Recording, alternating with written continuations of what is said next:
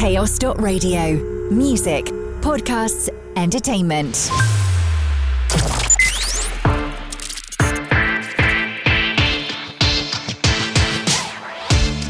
Hello and welcome to the latest edition of NEWSWAVE, written, produced and recorded in the heart of Cornwall by the team here at Chaos Radio. I'm your host Tom Howe, and as ever I'll be guiding you through some of the insightful guests and exciting news contents that we've enjoyed across Chaos Radio this past week. Now on today's show we join Dr Beth Smout from the UK Health Security Agency to learn how a new vaccination programme is being rolled out across the southwest, designed to protect Year 13 students and young people heading to university. We'll look into new figures that show drivers in Devon and Cornwall are hitting speeds of up to 116 miles per hour in 30 zones with motoring journalist Steve Fowler. Richard Gray from a brand of Brothers Mid Cornwall explains how the organisation is supporting young men aged 18 to 25 through mentorship and community to help turn their lives around. Co-founder of R.A.W Falmouth, that's Radically Authentic Women, Dr Victoria May, shares how the new group is creating a supportive space for women and girls, and with LGBTQ+ hate crime on the rise, Zila Glasson joins us as we explore the LGBT Foundation's Hope Starts Here campaign. NEWSWAVE. But first this week, a new vaccination programme is being rolled out across the southwest to protect young people against meningococcal B, or Men-B. Concerns have raised after 3 cases were confirmed among young people in Weymouth, prompting a major public health response, with around 6,500 students offered antibiotics and vaccination to contain the spreads. Now, from this summer, a one-off national programme will offer Men-B vaccinations to Year 13 pupils and under 25s starting university or residential further education for the first time. Here to talk us through all the detail is Dr Beth Smout from the UK Health Security Agency. NEWSWAVE. So the new Men-B vaccine programme is a one-off programme where Men-B vaccine is being offered to all pupils who are currently in Year 13 and people who are aged under 25 who are going to be starting university or residential further education for the first time this autumn. The reason why this has been introduced is because people may be aware of the recent outbreaks of meningitis B that have happened in Kent. There were smaller outbreaks in Weymouth and in Reading. And so this Men-B vaccine programme is being introduced before this group of people who are in the highest risk group for meningitis B before they leave home and go off to university or to another further education setting. Why is it then that this group is considered particularly at risk? So this group are the age group where your meningitis B risk increases. So we know that cases of invasive meningococcal disease, that's not just meningitis B, but a large number of them are. The majority of those cases are in people aged 18 and 19.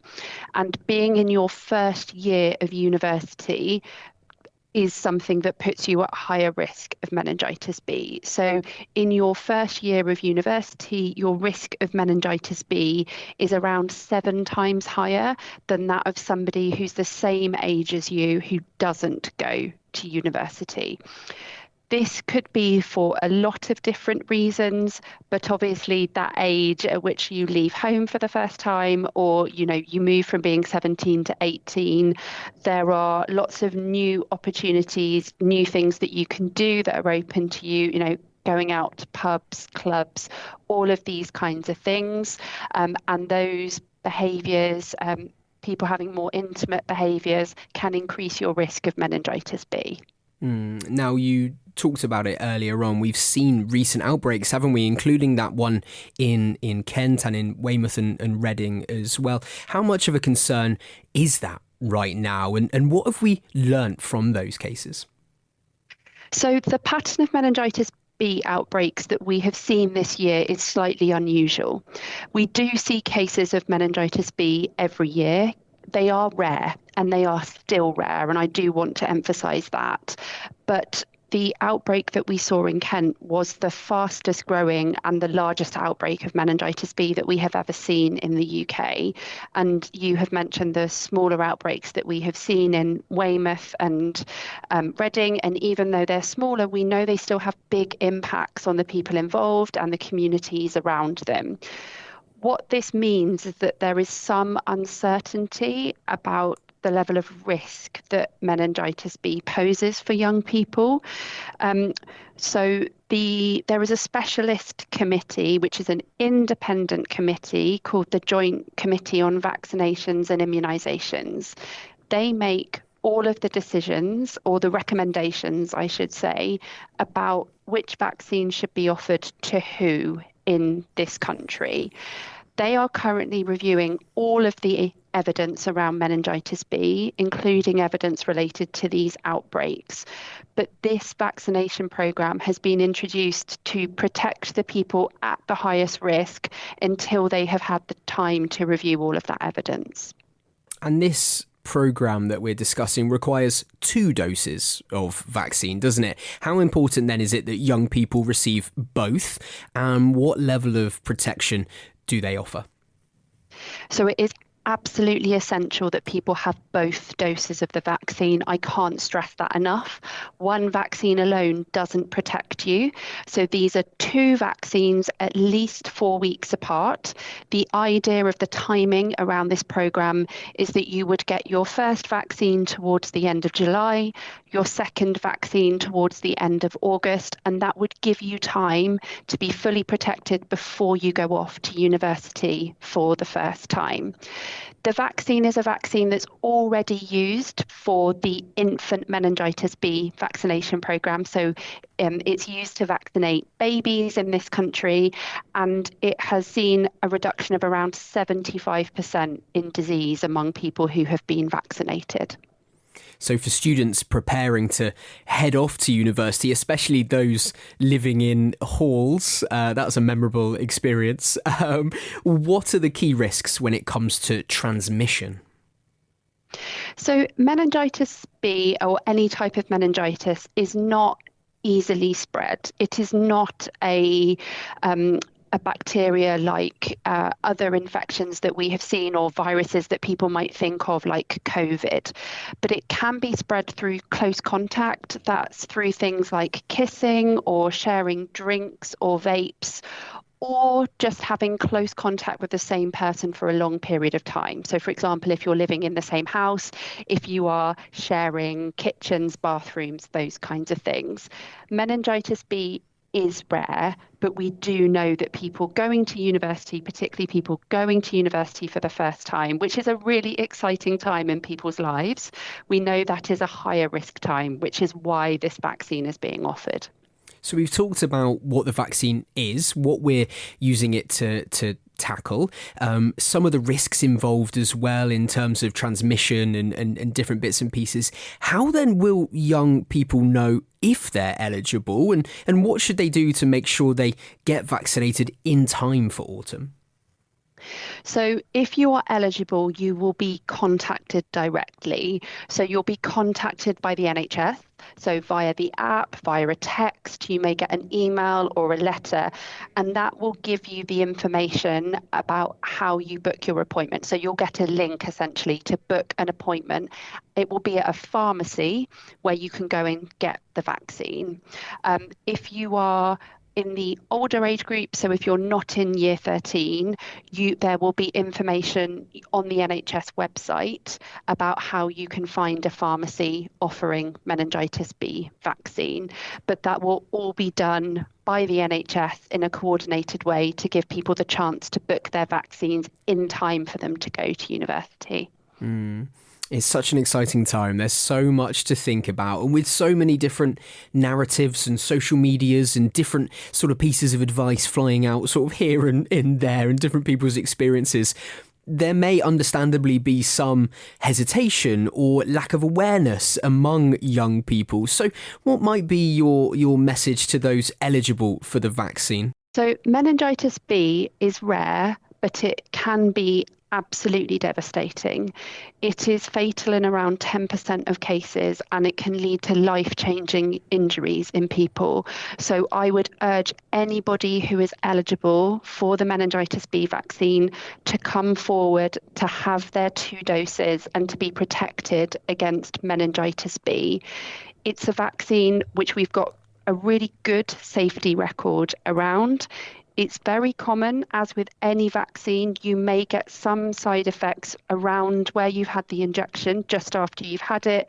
Those tend to be things like swelling, redness, or mild fever, which usually pass within a day or 2. But meningitis B can be really severe, and I would really, really urge people to come forward and get protected against it. Well, Doctor, thank you so much for your time here on Chaos this afternoon. Is there anything else you'd like to add at all, or anything that we might not have covered that you think is important for people to hear? No, I just urge people who are eligible to get the vaccine. And if you are going off to university for the first time, make sure you're also vaccinated and protected against all of the other routine vaccinations that you are able to be offered. So make sure you've had your MMR vaccine against measles, for example. All of that can be done through a conversation with your GP or through checking the NHS app about which vaccines you've already had. New figures have revealed some shocking speeds on our local roads, with drivers in Devon and Cornwall caught hitting up to 116 miles per hour in 30 miles per hour zones.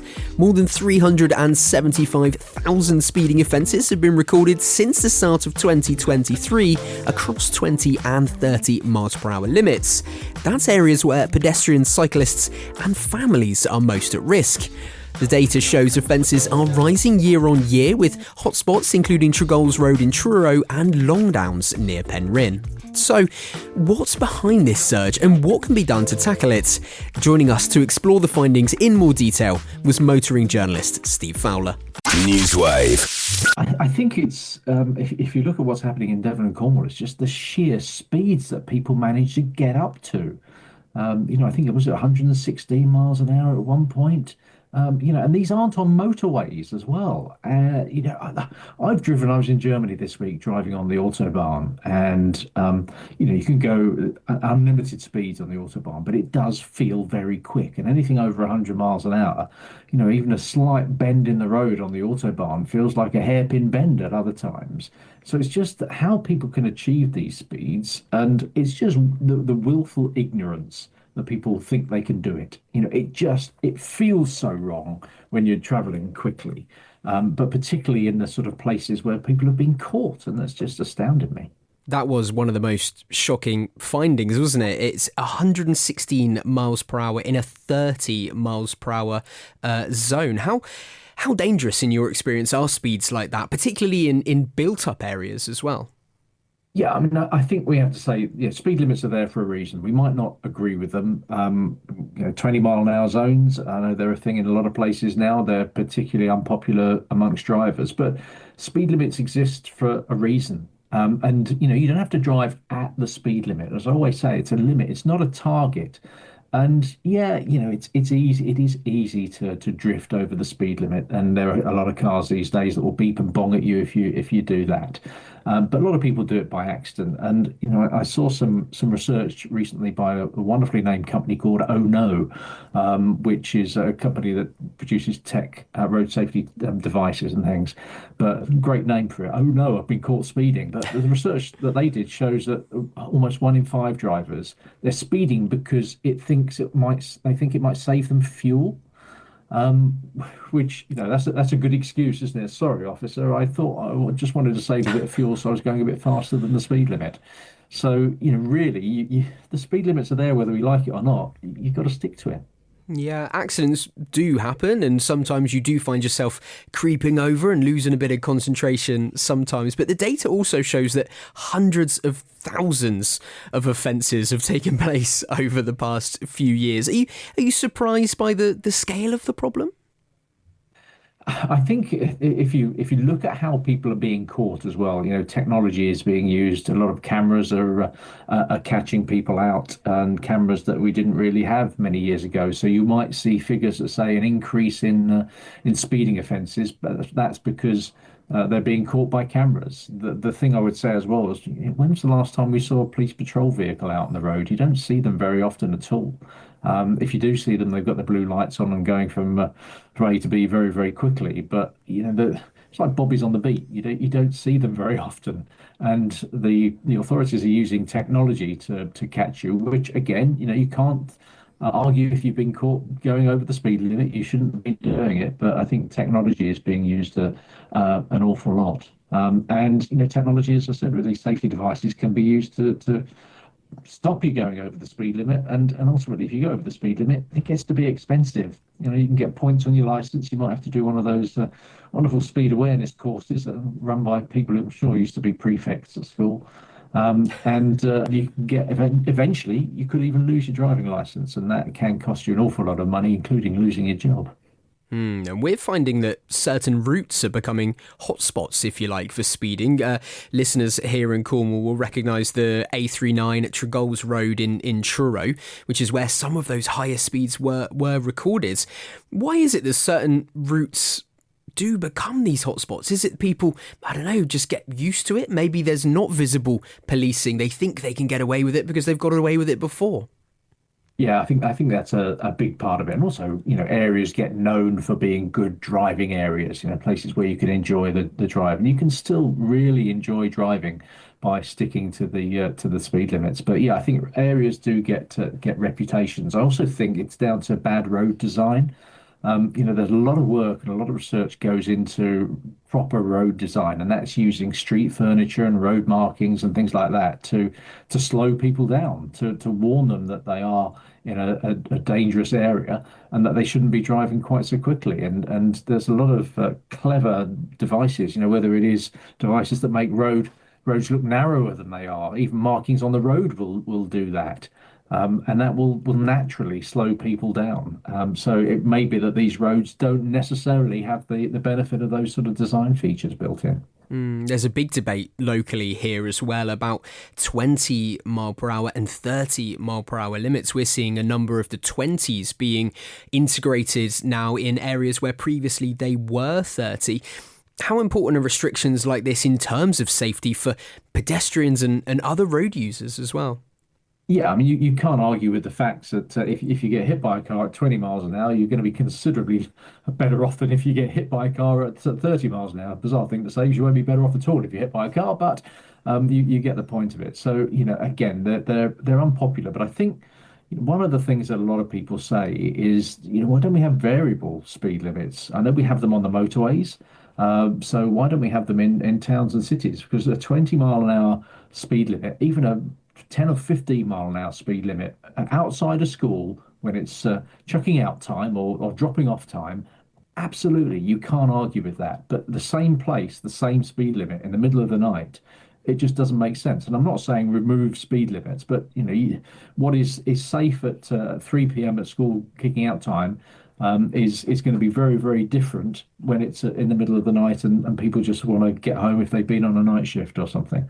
So, I think there has to be proportional speed limits at a proportional time of day. And if that happens, I think drivers are then treated a little bit like grown-ups. They accept that things change, they accept that certain things happen at certain times. If we head over to France for our holidays, for example, if we go on the auto routes in France, we realise that they have different speed limits depending whether it's dry or wet, and people tend to accept that. So, maybe that's something that should be thought about, different speed limits at different times of days. Some of your work is with electric vehicles. You've also talked about sort of different technologies, emerging technologies as well. Do you reckon we'll ever see something implemented like a car recognising, using GPS or something, the road that it's on and not allowing a vehicle to creep over that speed limit? That kind of thing, which we're seeing a lot of digital innovation. Is that maybe on the agenda one day? That's a really good point, because that technology pretty much exists, and there's a lot of talk of vehicles doing that and vehicles stopping you going over the speed limit. As I say, every new car that you buy now legally has to have a speed limit warning beep or bong or whatever. Can be really annoying, but ultimately it's telling you you're going too fast. You can turn those devices off, but maybe the natural next step is for it to limit the vehicle from actually going above that speed limit. I mean, ultimately, who knows? In 10 years' time, we might not be driving the cars ourselves. I was lucky enough in Amsterdam recently to get the first experience in Europe of Tesla's full self-driving. You're still supervised. It says full self-driving, open brackets, supervised, close brackets, just to remind you that you are always in control. You're the person that has liability if anything should go wrong. But the technology is brilliant. I was driving through Amsterdam. How confusing is Amsterdam with canals and so many cyclists and pedestrians, tourists looking around, not knowing where they're going, delivery vans, everything. And yet the car behaved impeccably. And I just had to sit there ready to take over if I needed to. And I didn't. So, maybe eventually there's a lot of driving that we do that is really tiresome, really boring. And having cars do it themselves, we don't have to be worried about being caught speeding if it's the car that's in control. Yeah, absolutely. That sounds really exciting as well, and a great experience.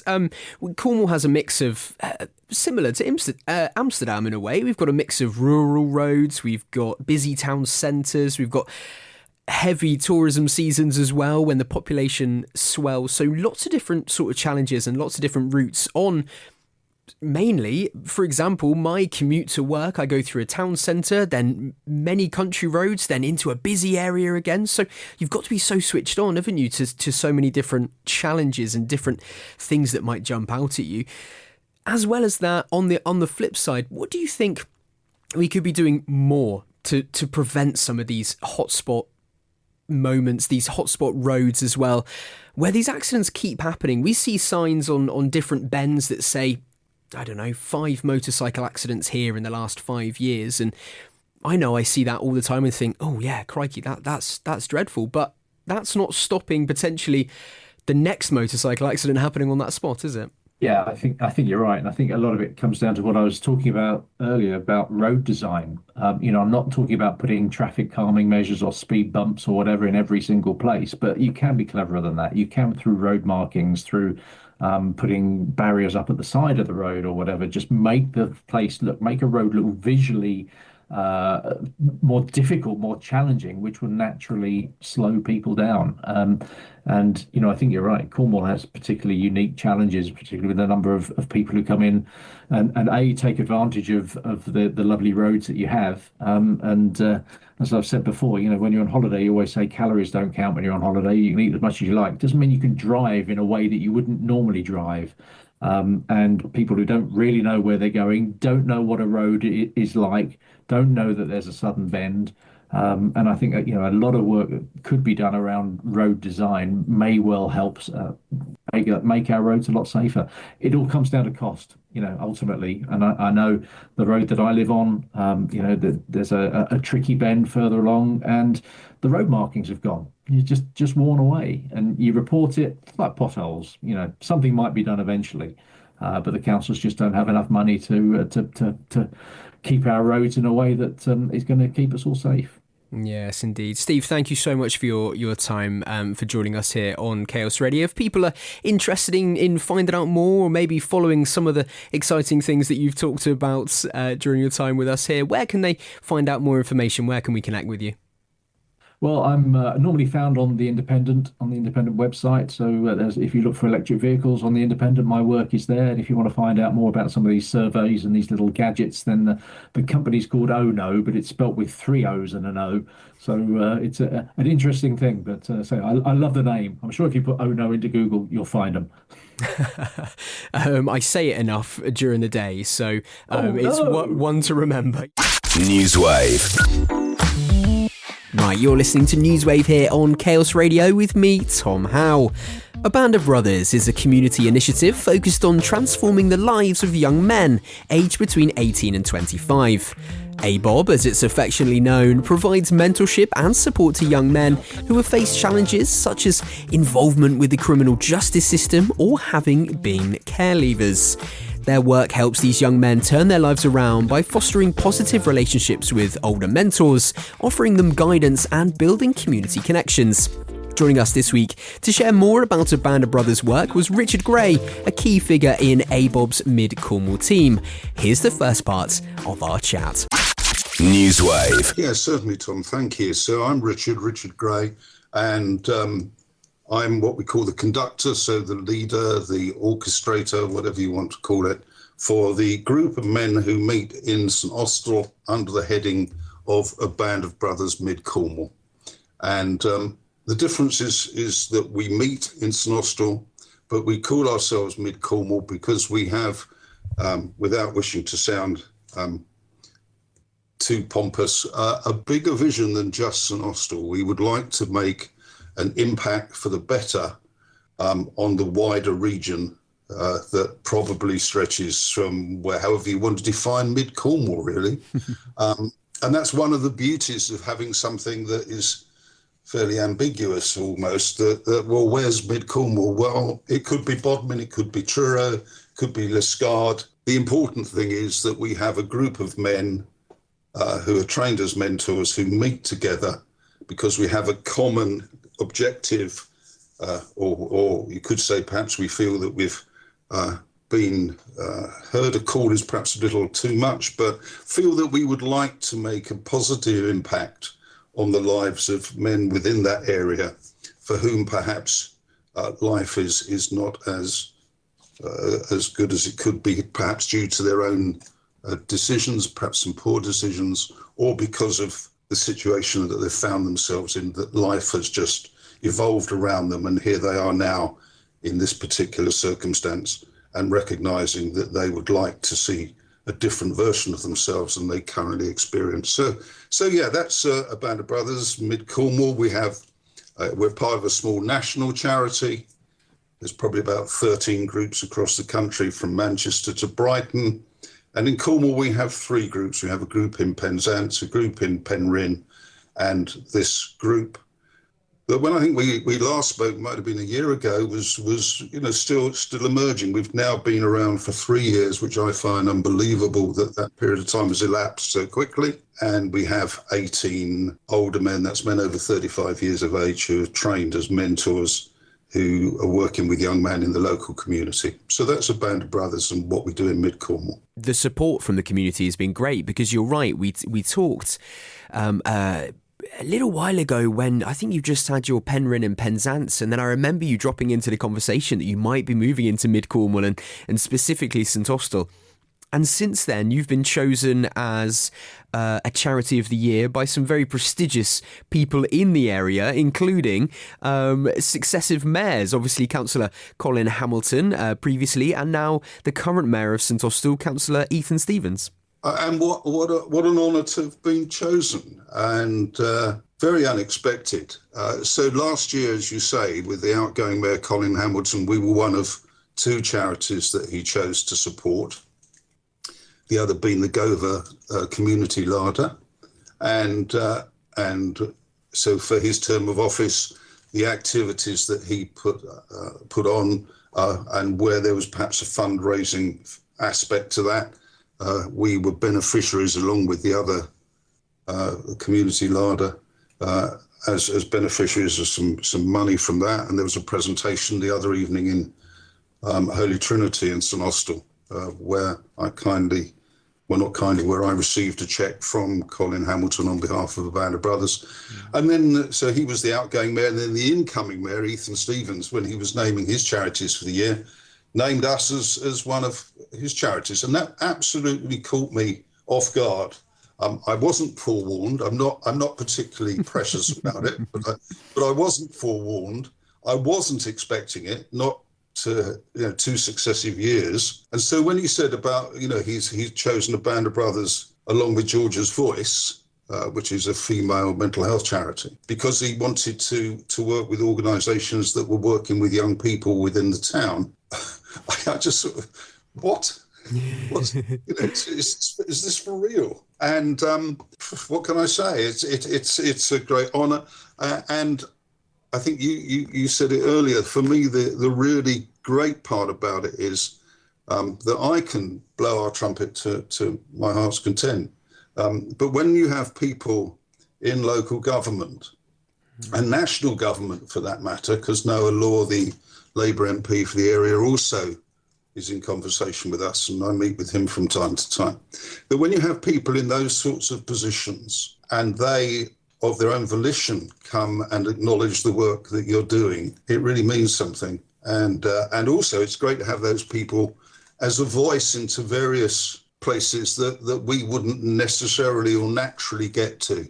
So to have somebody, like Ethan Stevens as the mayor for this year, oh, well, Band of Brothers does this, he may well be able to have influence in areas that myself or other men of Circle wouldn't necessarily have. So, great advocate for us, and a great honour to have been chosen. There is an underlying narrative, isn't there, if you don't mind me sort of bringing it onto this subject, that actually it is a very competitive market working in charities and supporting people, unfortunately, because there is such a finite amount of money, such a finite amount of time. And we're really lucky because, and I don't want to downplay it, there is a huge number of charities and organisations, CICs, that are all doing amazing work. But a mayor can only choose 2 charities. And a Labour MP that you talked about there, Noah Law, he may only be able to choose he's got such a finite amount of time. So to have that recognition, as well as from somebody like a huge organisation, local as well, like St Austell Brewery, who have taken time to invest efforts and money into supporting people in the area too through a Band of Brothers. Yes, I think there's 2 points there, and I don't. This isn't political rhetoric or wanting to have a swipe at anything, but within Cornwall, the amount of charitable work that goes on is enormous. And wherever you go, you suddenly find that you're talking with somebody else who's involved with another charity doing whatever they feel called to do.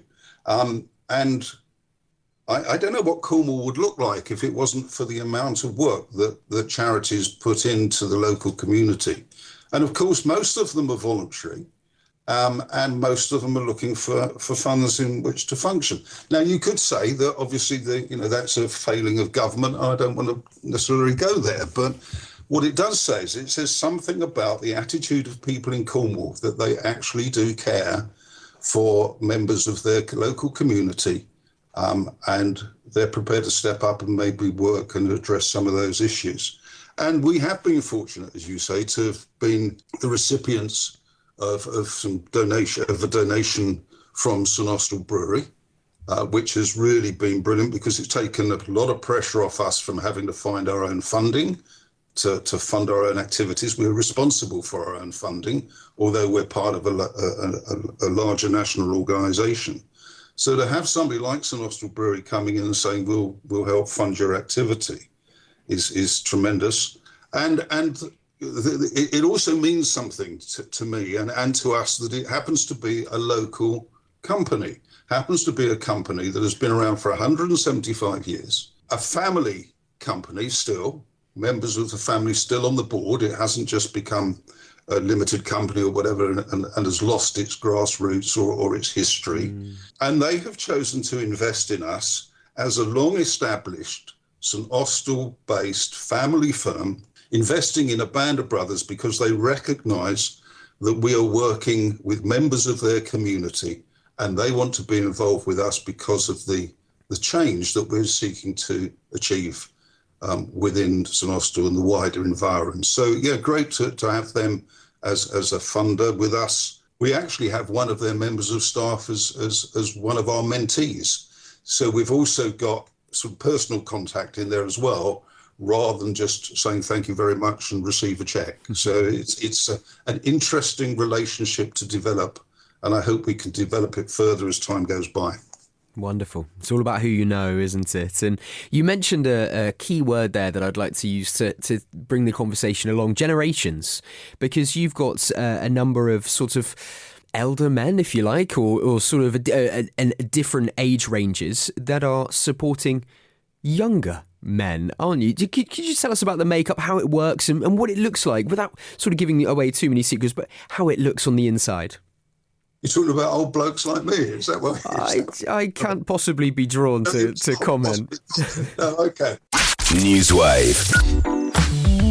Brilliant. We'll be hearing more from Richard in next week's edition of NEWSWAVE. R.A.W Falmouth, which stands for Radically Authentic Women Falmouth, is a new supportive group for women and girls to connect, share their voices and lift each other up. Their first meeting was on Thursday the 18th of June at the space above the Chainlocker pub in Falmouth. One of the founders, Dr Victoria May, shared with Bryna Jordan how the idea first came about. NEWSWAVE. So R.A.W stands for Radically Authentic Women, R.A.W, or it can stand for Really Angry Women. It can stand for Really Awesome Women. It can stand for whatever it is you're feeling that day. And R.A.W Falmouth originally came from an idea I had when living in Plymouth. I was about to do some sessions. I'd invited some women in to just have a chat and connect with each other. And I came to Falmouth before I could do that. So the idea was already sort of present. And the idea really sort of stemmed from my research work, which is called HUFTI, Human Factors Trauma Informed. And what it does is it creates a space for people to learn what are called non-technical skills. So things like communication skills, boundaries, reflective practice, having difficult conversations, all the sorts of things that I used in my work practice in social care, working with quite challenging and sometimes difficult individuals. And I realized that actually the non-technical skills can be adapted to anybody, right? And they were really useful to the workers who were taking this knowledge and information and skill back to their home and using it with their families and friends, and finding it that actually they were creating a better space for themselves in terms of communication and being heard and having good conversations. And so I've met up, moving back to Falmouth after 25 years away. I am born and bred in Falmouth, and coming home, I sort of realised how many women were in business here, small businesses, that actually lots of women were doing lots of care work as always, but they'd also started to create small businesses. So they were leading in those little spaces in Falmouth, and taking the initiative.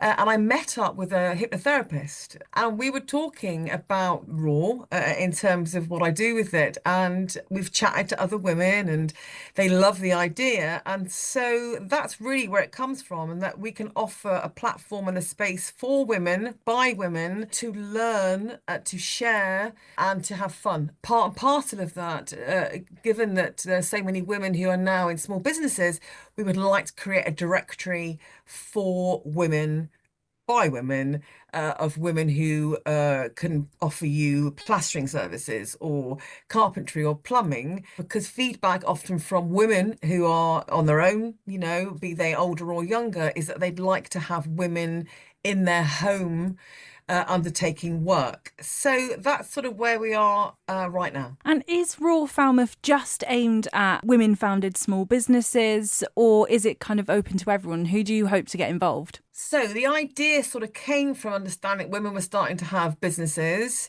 and that perhaps could do with some direction and support within that space. But also as someone who's worked in social care, but worked very much in voluntary and charitable sectors, so with all women, women victims of domestic violence, women who've, had contact with the criminal justice sector, women with issues with benefits. So actually it's open to all women 18 plus. And so the first meeting's on the 18th of June.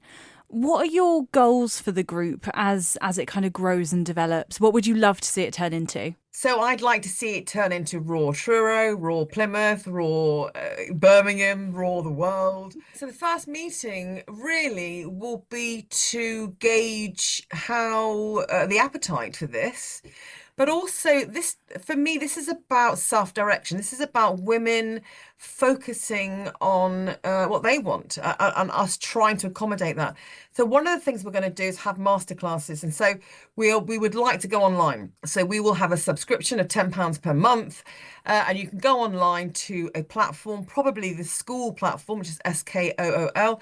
And on that platform, you can access videos, online platforms to chat and support and get advice from other women, and lots of different women-centric specific sort of things. Of course, there will be training. There will be lots of pastoral and therapeutic. We will record hypnotherapy sessions that you can access whenever you like, one-to-ones if you want. And so we hope to have thousands and thousands of women engaging nationally and internationally. So we can start to share experiences across this platform from women across the world and the country. So we can start to realize that we are extremely similar. We are more similar than we are different. So the goal really is to try and support the women community as a whole, regardless of your job status or financial status, to be able to access some form of help and support and advice and guidance. But overall, it's about providing a sort of medium level support for individuals who fall through the gaps. So we want to create not only a space for women to start having more financial security, we want them to be creative. We want them to be open to learning in a really safe space where we can make mistakes. I love making mistakes. That's how I got to where I am today. Life is short. We are here for a good time, not a long time.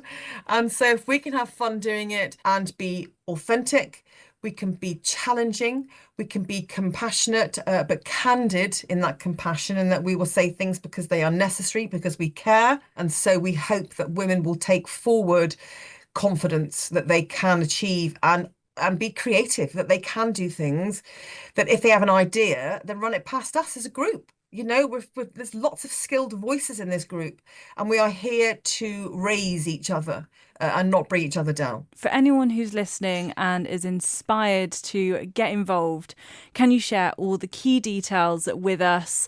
Where, what's happening, how people can get involved, social media, website, etc.? Okay, so at this point, you can get in touch with me at drvictoriamay@gmail.com. It's all lowercase. We'll be meeting on Thursday, the 18th of June, between 7 and 9:30 p.m. And it will be held in a space above the Chain Locker, which, as I'm sure everyone knows, is a pub in Falmouth on the quay. So a beautiful space for us to connect. We have the ideas, we have the impetus, we have the know-how and the knowledge and the skills. What we want to know is the hows and the whys and the wherefores and what would work for people, so we can be as needs-led as possible. But please do join us. We hope there's loads of you, actually. We hope from 18 to 80 to 108, you know, we hope that we can have that space where women can share experience and knowledge between generations, that we can have fun together and laugh a huge amount, and we'll move forward together and we'll see how we get on. And finally this week, with hate crime against LGBTQ plus people continuing to rise across the UK, a new national campaign is aiming to challenge prejudice by focusing on everyday moments of connection and joy. Hope Starts Here, backed by Sir Ian McKellen and led by the LGBT Foundation, shares real-life stories to humanise experiences which are often reduced to headlines, stereotypes or political debate. Among those taking part is Big Brother's Zila Glasson. He chatted to Nathan Hunkin about what belonging means to him, upcoming Pride events and the idea behind the campaign. NEWSWAVE. So the Hope Starts Here campaign is with LGBT Foundation. It is the largest charity in the UK focused around LGBTQ plus healthcare and well-being. And the campaign is centered around joy, which I think we all need a bit more of at the moment. It's joy, it's visibility across the LGBTQ plus spectrum, and it's essentially an insight into individual queer people's lives and moments of joy that each person feels in everyday moments. I love that. And for listeners who maybe might not be familiar, what do you think people still misunderstand about the LGBTQ plus community in our lives today? A lot of the time, I think people misunderstand, especially for the trans community at the moment, for obvious reasons. I think people misunderstand that they're just trying to live life and see the joy in everyday moments like everyone else. I think, unfortunately, a lot of media attention at the moment is very negative, and quite rightfully so. People in the queer community, I mean, I can't speak on behalf of the entirety of the trans community, but I think a lot of people are feeling very disillusioned and kind of and scared. But I think visibility isn't just about showcasing that people exist, it's about showing that we can thrive as well, right? And I think it's really, really important right now to show, especially to trans youth out there, that there is happiness beyond the sad. Yeah.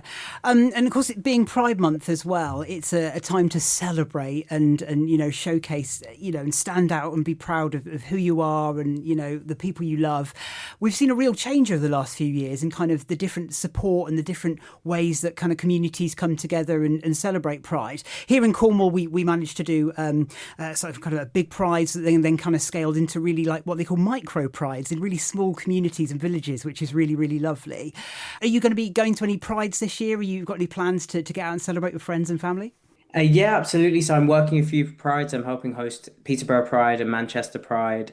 I'm hoping to march London Pride for the first time. So London Pride's always been my home Pride.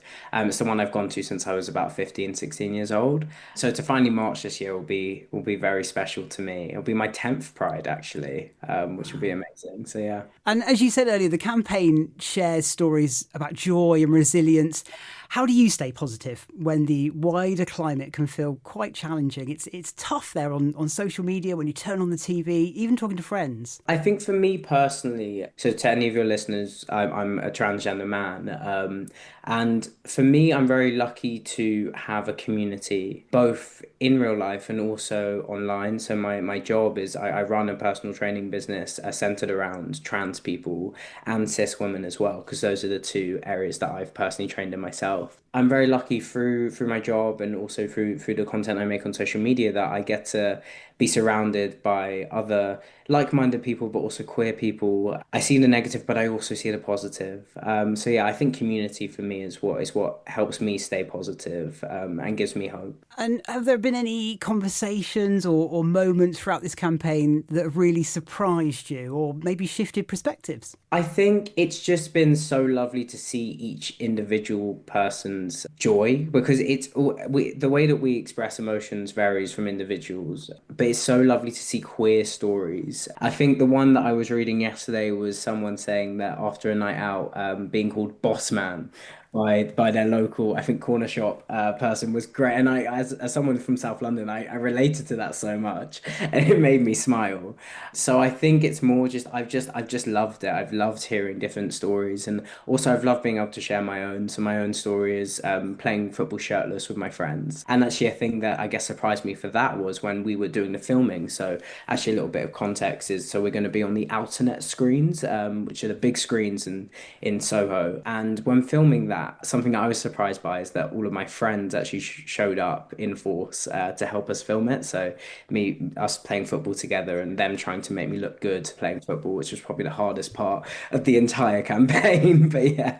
That's what friends are for. I love that for them. Exactly. So with Pride Month being such a visible celebration, how do you balance that sense of joy with the reality of this campaign and helping to highlight that? Obviously, the campaign is centered around joy, but I think it couldn't come at a better time. And like we're talking about Pride, and at the end of the day, Pride has always been a protest, right? And I think rightfully so, it went in the direction of more being a party, and it was lovely that we could have it as more of a party, but I think it's gone full circle this year. I think more and more, especially trans pride's always been a protest, but especially it will be this year. And I think Pride is more going in that direction, and not protest in the sense of like anger, but I think protest because it's needed. I think voices are needed, and I think this campaign is tied in really well with that. Yeah, I couldn't agree more. And I think one of the things here at Chaos Radio, one of our values is about being kind, spreading kindness and weaving that into everything that we do. And that's a real human thing, isn't it? It doesn't matter kind of where in the world you live or what communities you're part of. Kindness is a real basic human interaction thing. And I think, unfortunately, in 2026, we all need a little reminder of that. Yeah, absolutely. I completely agree. I think kindness is probably the most important thing that we can show to one another in our everyday lives. Finally, one last question for you. If you could sum up what belonging means to you in 3 words, that would be amazing. What do you reckon? What have you got? Oh, wow. Okay. So I think friendship, community, which probably kind of coincides, doesn't it? And freedom, I think. Freedom of expression. NEWSWAVE. Okay, that's all we've got time for on this week's edition of NEWSWAVE. A big Chaos Radio thank you to Dr Beth Smout from the UK Health Security Agency, to motoring journalist Steve Fowler, to Richard Gray from A Band of Brothers, to co-founder of R.A.W Falmouth, Dr Victoria May, and to Zila Glasson from the LGBT Foundation. And as ever, a final thank you to you for listening and helping support local journalism to thrive. To catch up on all our coverage, as well as to check out our extensive back catalogue of interviews and shows, head on over to chaos.radio. And remember, if you have a local news story that you'd like to share with us, do email news@chaos.radio or search Chaos Radio UK across socials. NEWSWAVE has been produced and presented by me, Tom Howe, and is a Chaos Radio production for the Cornwall Community Media Network. NEWSWAVE.